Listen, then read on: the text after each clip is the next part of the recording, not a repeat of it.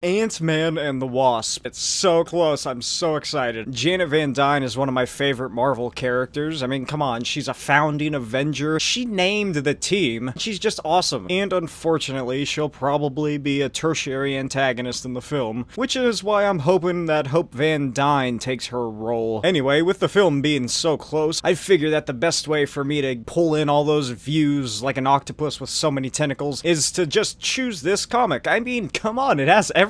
There's the word origins, so people who don't know the characters will find it. The film shares the same title as the book, which that also helps. Also, there's really not a whole lot of Ant-Man and the Wasp books that are just about them and not with the Avengers. There's not a lot of Wasp books is what I'm getting at. There really needs to be a Janet Van Dyne series, and I know she's in the new Wasp with her daughter Nadia, but that doesn't count. So, released in 2011, written by Roberto Aguirre-Sacasa with art by Stephanie Hans, this is Avengers Origins, Ant-Man and the Wasp. This is actually in like a little series of other Avengers Origins comics that came out from the same year, which included Avengers Origins Vision, Thor, Luke Cage, and Scarlet Witch and Quicksilver. These stories are just retellings of the characters' origins, meaning that this one is Tales to Astonish number 44. The book begins in the dead of night. Henry, Hank Pym,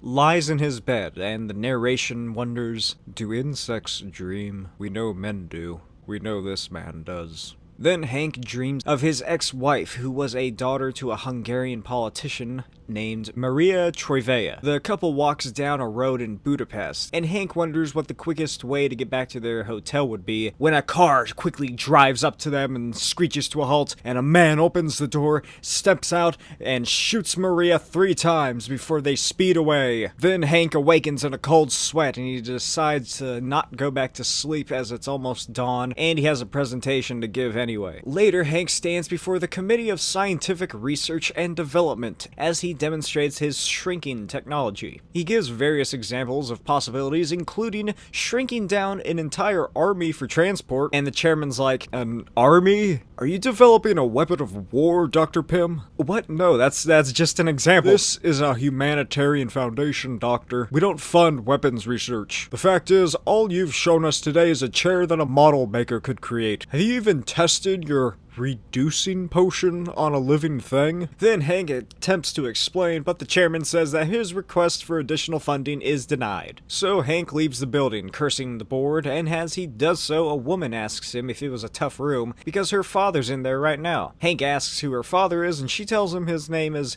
Vernon Van Dyne. He's developing some sort of gamma ray beam to shoot through space and detect extraterrestrial life on other planets, or something. Hank says if her father has that kind of imagination and vision, then he's doomed, because that committee, man, holy jeez. You didn't hear it from me, but they're a bunch of fuckers. The woman then asks if he'd like to discuss it further over dinner, and then she introduces herself as Janet Van Dyne. Bet you didn't see that coming. Hank suddenly gets a flashback of Maria as the narration speaks. Do insects feel love? We know this man did, once.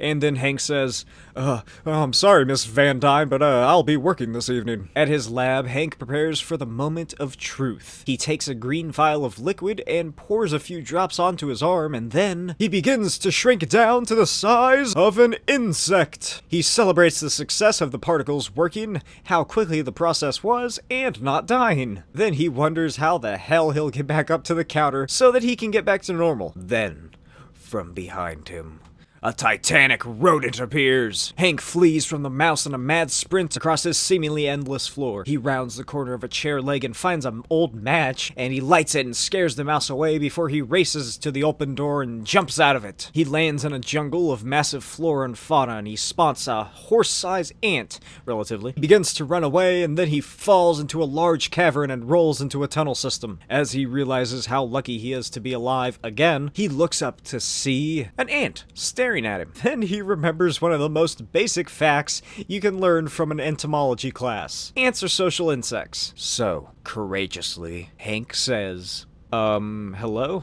You know, because obviously ants will understand English. And then the ant just sort of stares at him, and Hank's like, hey, good boy. Then Hank Pym valiantly rides his insect steed to his lab. Luckily, Hank also realizes how ridiculously strange and incredible this moment is. They climb up to the reducing serum, and both Hank and the ant are grown. Before Hank can return the ant to its normal size, someone begins knocking at his door. He opens it to find Janet. She says that she got his name and address from the committee, because I guess they just give that thing out, and asks him if he'd like to go to dinner with her again. Hank agrees and says he'll call her at like some later time because his aunt is currently in town. Hank closes the door and wonders, do insects have a destiny?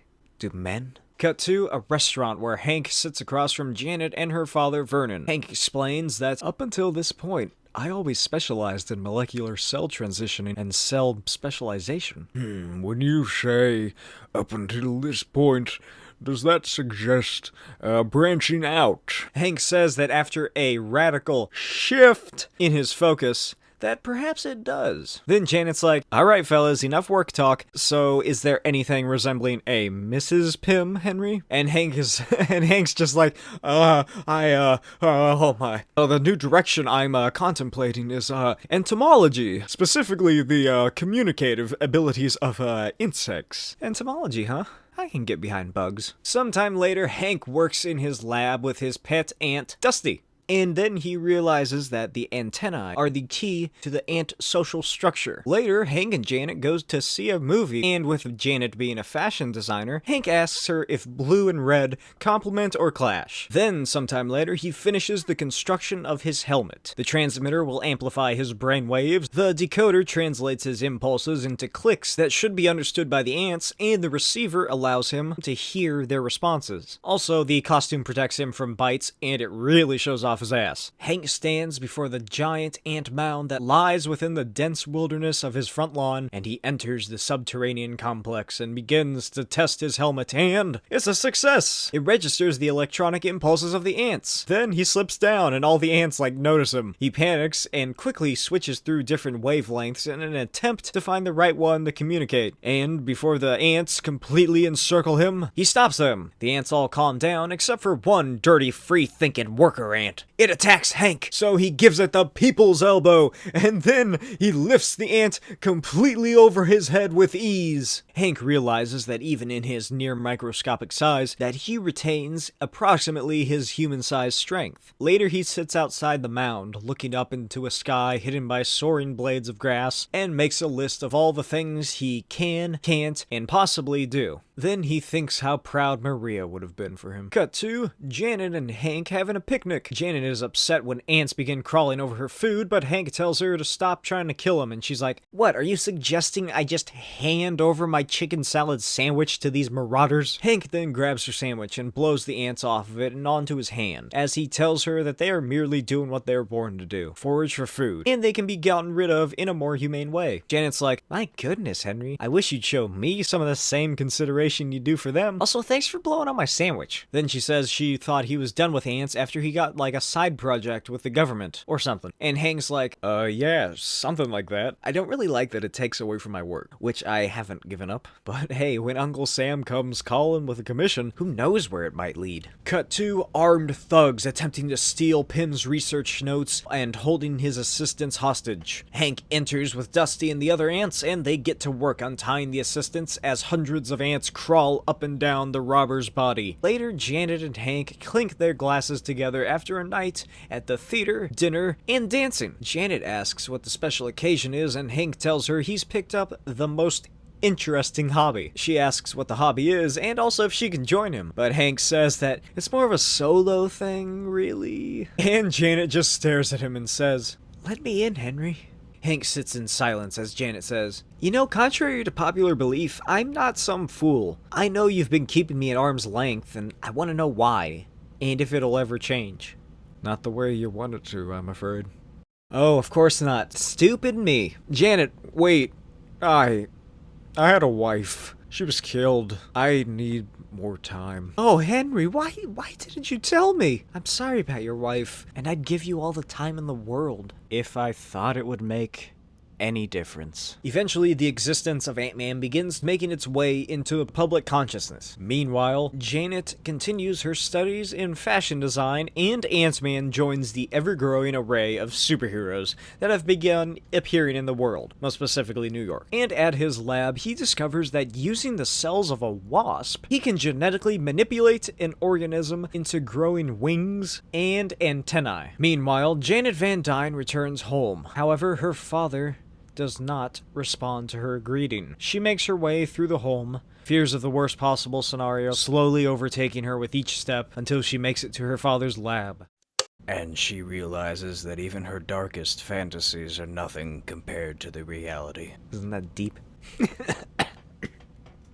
Oh god, I'm dying. Janet heads immediately to Henry's home. Hank tries to calm her down and have her explain what exactly happened, and she tells him that there was an otherworldly mist. All of her father's equipment had been smashed, and he was dead on the floor. She suspects that her father had actually made contact with something in space that followed his signal back to Earth and killed him. Then Hank comforts her as she cries into his chest. After he gets her to finally rest, Hank heads over to the Van Dyne residence, and he also discovers the body of Vernon. Then he finds the machine he used, which is covered in some sort of viscous substance, and Hank examines it and realizes that he recognizes the smell. Hank returns home and explains to Janet that whatever killed her father wasn't a carbon-based life form, but instead acid-based, formic acid-based, which is the same kind that bees and ants produce in their venom. Gee, what a lucky coincidence. Thank God Spider-Man didn't find it, meaning he can create a solution that neutralizes the acid, but that means having to confront it. Janet says that she loved her father and will do anything to avenge him. Then Henry thinks to himself, so much like Maria, so much like himself.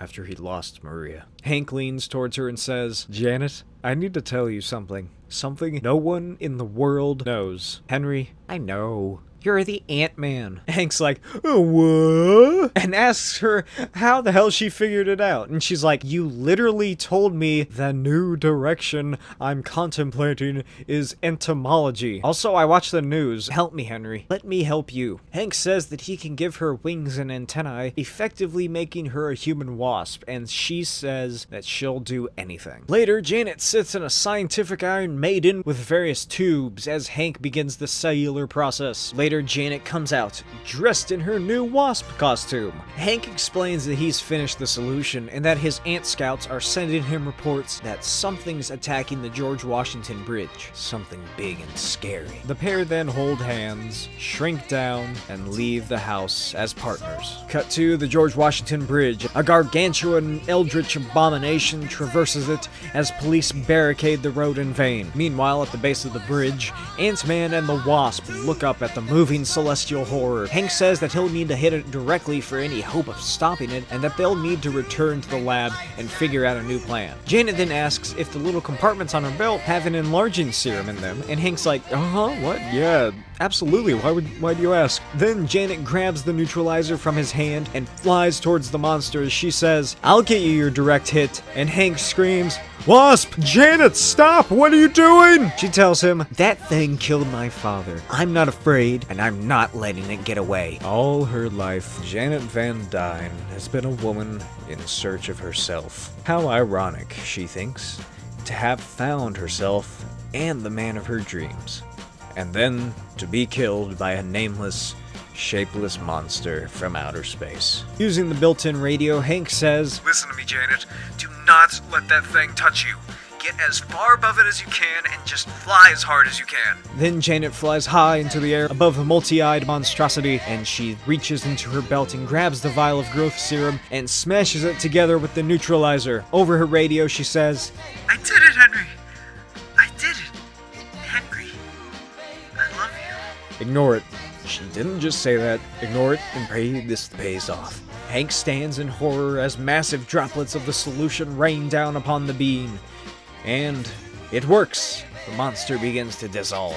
And Janet looks down on it and thinks, as easy as pouring salt on a garden slug. And with that, she has avenged her father. She's gained the closure that Henry never will. Back at his house, Hank sternly says, "Do you realize how foolish that was? You could have been killed. I brought you into this to help you, not so I could have your blood on my hands." Henry, my father's gone. Henry thinks she's finally letting herself feel it.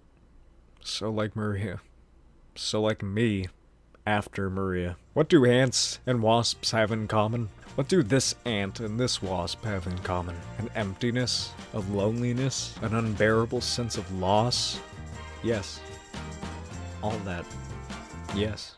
Hank sits down next to Janet and cradles and comforts her and tells her that she's gonna be alright. And everything will be alright. Do insects love? Yes. These two do. Me and you. Just take two. The end.